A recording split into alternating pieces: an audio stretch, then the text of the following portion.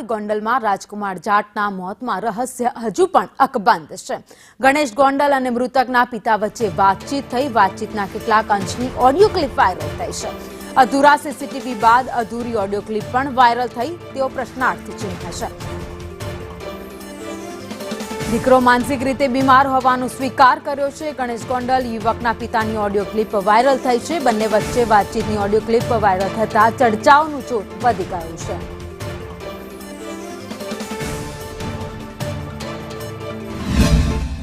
तकलीफ है मानसिक है मेंटल है? हाँ मानसिक એને ઉદયપુર નો इलाज चालू है એને चालू ही राख्यो तो એને થોડાક દી હાજરી અને થોડાક દી પાછો આવું થઈ જાય।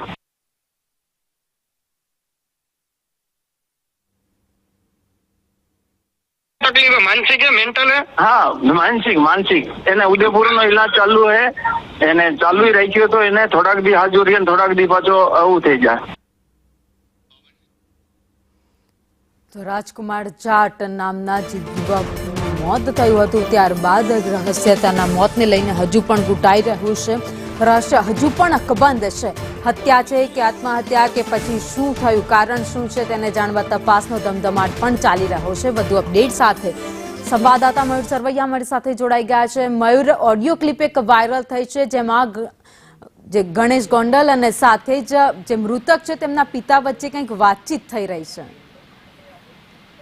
બિલકુલ ભાવિની, રાજકુમાર જાટની મોતનો મામલો છે તે દિવસે ને દિવસે અલગ અલગ મોડ જે છે તે સામે આવી રહ્યા છે। ગણેશ ગોંડલ અને રાજકુમાર જાટના પિતા રતનલાલ જાટ છે તેમની વચ્ચે વાતચીત થયેલી એના અમુક અંશો જે છે તે ઓડિયો સામે આવ્યા છે, પરંતુ સવાલ એ થઈ રહ્યો છે કે જે પ્રમાણે અધૂરા સીસીટીવી પોલીસ દ્વારા ગણેશ ગોંડલના ઘરના જાહેર કરવામાં આવ્યા ત્યારબાદ હવે આ અધૂરી જે ઓડિયો ક્લિપ જે છે તે વાયરલ કરવામાં આવી રહી છે। ગણેશ ગોંડલ અને રાજકુમાર જે તેમના પિતા છે તેમના દ્વારા ગણેશ ગોંડલ જે છે તેમના દ્વારા પૂછવામાં આવી રહ્યું છે કે તમારો પુત્ર માનસિક છે, ત્યારે પિતા જે છે તે પણ સ્પષ્ટપણે કહે છે કે હા તે માનસિક છે અને ઇલાજ જે છે તે ઉદયપુર ચાલી રહ્યો છે। હાલ આ ઘટનાનો ઓડિયો ક્લિપ સામે આવી છે અને સોશિયલ મીડિયામાં વાયરલ થઈ રહી છે, પરંતુ સવાલ એ થઈ રહ્યા છે કે અધૂરા સીસીટીવી બાદ અધૂરો ઓડિયો જે છે તે સામે આવ્યો છે અને અગાઉ મૃતકના પિતા દ્વારા અધૂરા સીસીટીવી જે છે તે વાયરલ કરવામાં આવ્યા હોવાની આક્ષેપ જે છે તે કરવામાં આવ્યો હતો અને ત્યાં માર મારવાના આક્ષેપને બાદ અને ત્યારબાદ તે ડિપ્રેશનમાં રાજકુમાર આવ્યો હતો અને ત્યારથી ત્યાં ઘરે નીકળી તે બહાર